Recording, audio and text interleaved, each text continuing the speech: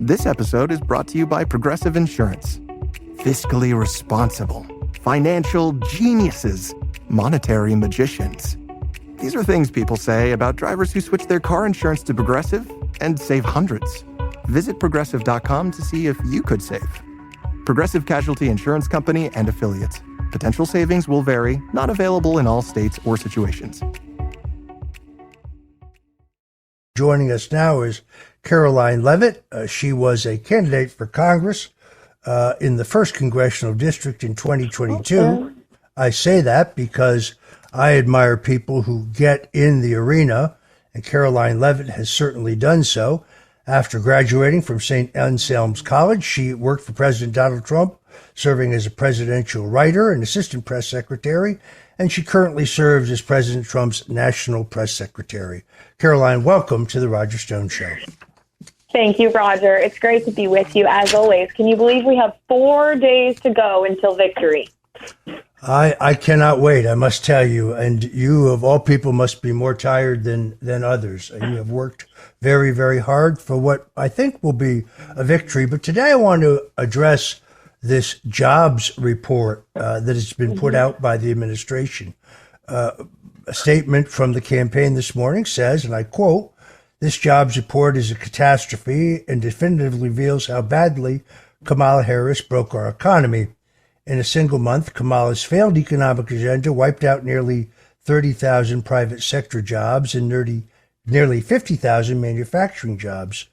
Working families are being ripped off by the Harris-Biden economic agenda. Kamala broke the economy. President Donald Trump will fix it." A smart woman named Karoline Leavitt said that. Tell us more.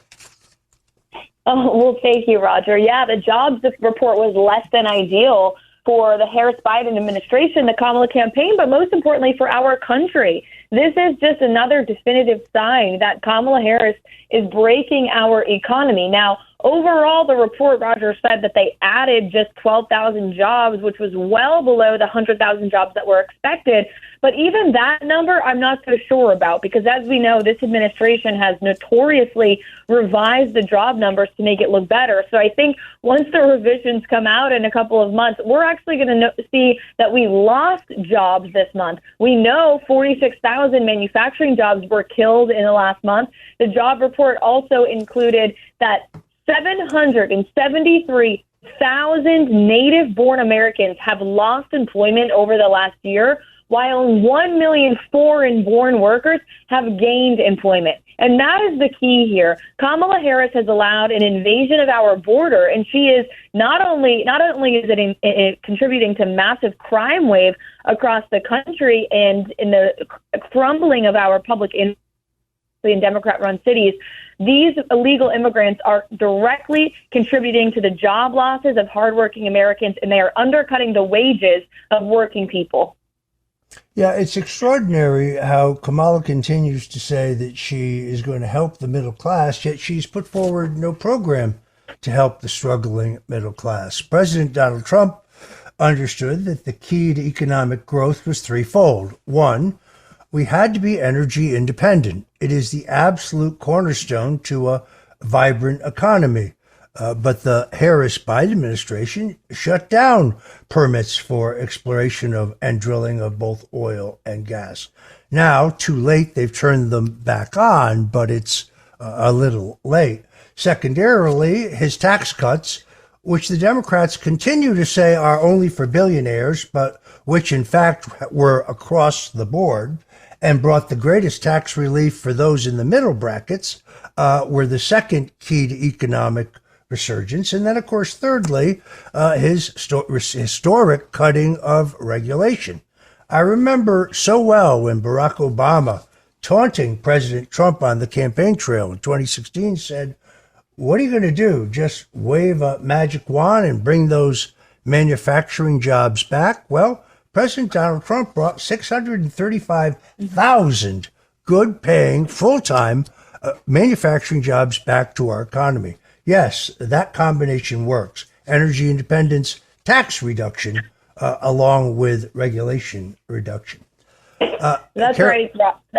And let me just add one thing, Roger, because it's very important your audience understands. President Trump has announced in his second term he's going to appoint a manufacturing ambassador who is going to travel around the world in recruitment of foreign companies to bring their jobs and their production to the United States of America. And he also has promised to lower the corporate tax rate to 15% to incentivize that job growth here at home. So he has real plans to incentivize job growth here. Kamala's plan to hike the business tax rate to 28% higher than communist China is going to send more jobs overseas.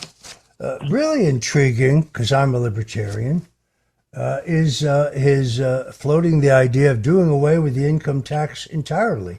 We didn't have an income tax until it was first proposed in 1913. I think it was ratified in 1917.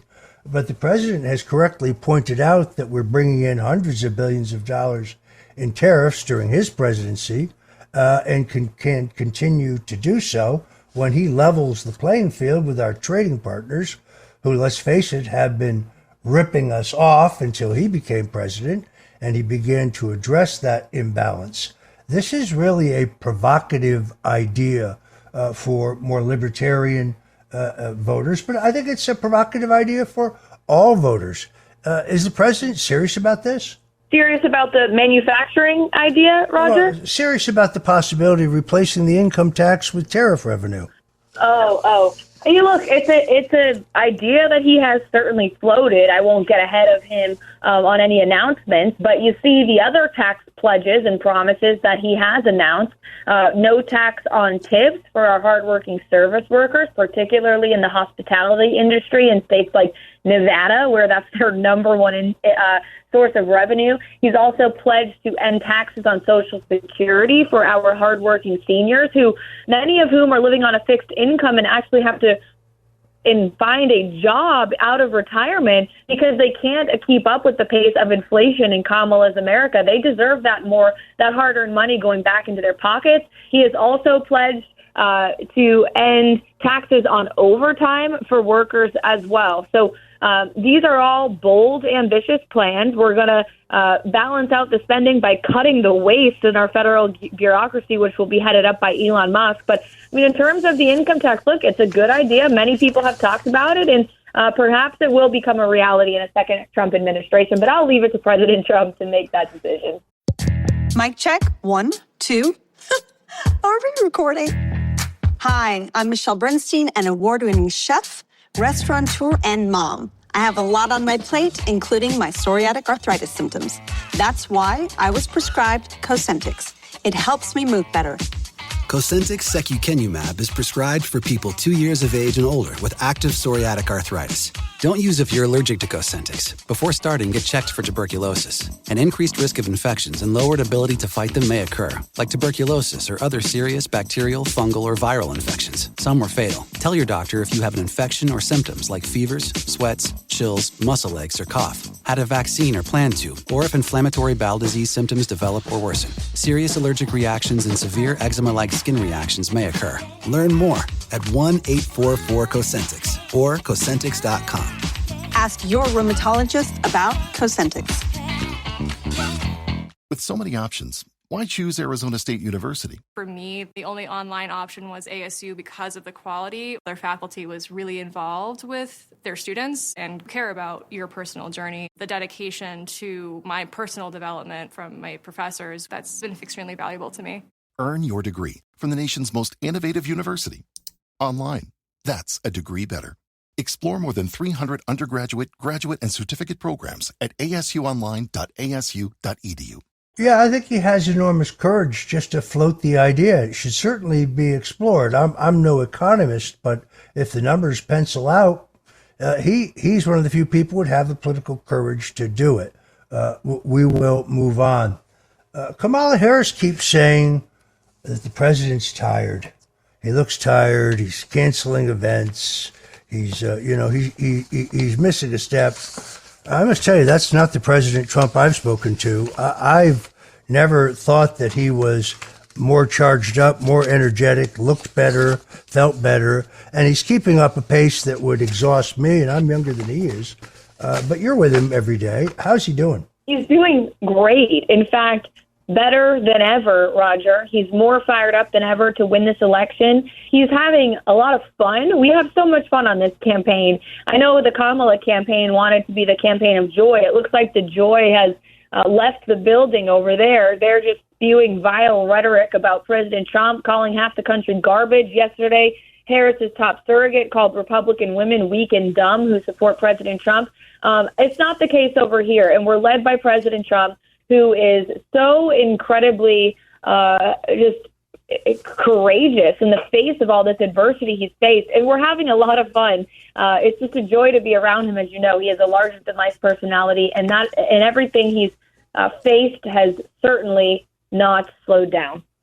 Well, I said this before you joined. Anyone who thinks that the president does not surround himself with smart, intelligent women doesn't know co-campaign manager Susie Wiles, doesn't know former Congresswoman Tulsi Gabbard, doesn't know RNC co-chairman Laura Trump, doesn't know Karoline Leavitt, for that matter. And going back to his real estate days, all of his top executives, most of his top executives were women. So this is, I'm not sure what's wrong with Mark Cuban, other than I think it is a case of extreme jealousy. In all honesty, I think he's extraordinarily jealous that Donald Trump he's the guy who broke the mold. Prior to Donald Trump, every president we had was a governor or a general or a U.S. senator or a congressman. He is the first business person to become president. And I think there are certain people in the business world who are jealous of that. But Mark Cuban gets more ridiculous by the day.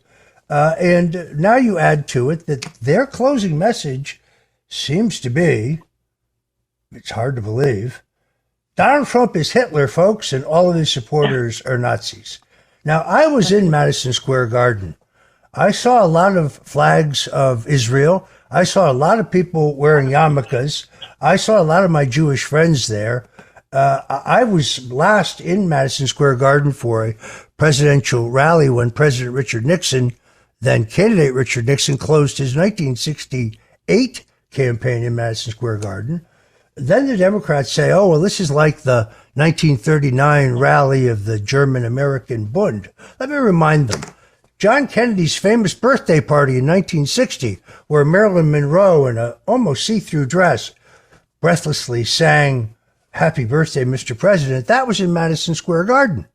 Bill Clinton was renominated for president in Madison Square Garden. Jimmy Carter was nominated for president in Madison Square Garden. The Madison Square Garden rally goes down, in my political experience, as one of the greatest things I have ever seen. It was an incredible cross-section of all types of Americans. It's something I will remember for the rest of my life. Mm-hmm. It was a beautiful night. It really was. The energy in that arena was amazing. The spirit, the love. And you're right. I mean, I guess Hillary Clinton and the Democrats are so blinded by their Trump derangement syndrome, Roger, they forgot that they, too, have held events at Madison Square Garden. So I think it's just despicable that they have labeled half of the country as fascists and Nazis. They have likened President Trump to some of the worst mass murderers in history. And that's their closing argument in this campaign. It is Donald Trump is evil and the people who support him are too, so don't vote for him. That is a losing message. This is something they've been saying for 8 years. And despite that, President Trump is more popular today in 2024 than he's ever been since 2016. So maybe if just for a minute, Roger, the Democrats took the time to understand why tens of millions of men and women across this country support President Trump to this very day, then maybe they'd have a better chance of winning this election on Tuesday. But they don't want to take the time to do that because they hate Donald Trump so much. So they just continue with their lies and their hoaxes and their propaganda against him. But I know the American people are smart enough to wake up to it. And again, that's why President Trump is leading in every battleground state. We are very encouraged by the early voting trends and data that we are seeing on the ground. And we're going to run through the tape the next 5 days, making our closing pitch to the American people, which is very simple. Kamala Harris broke it. Donald Trump will fix it. and he's going to fix all the problems that she has created over the past 4 years. All right, that's Karoline Leavitt. I know you have a very busy day today. I'm very grateful for your time on this beautiful Sunday. I want to thank you again for joining the Roger Stone Show, and travel safe, my friend. I think you are cruising towards victory. I think so too, Roger. Hopefully we'll see you Tuesday night. Thank you. God bless you.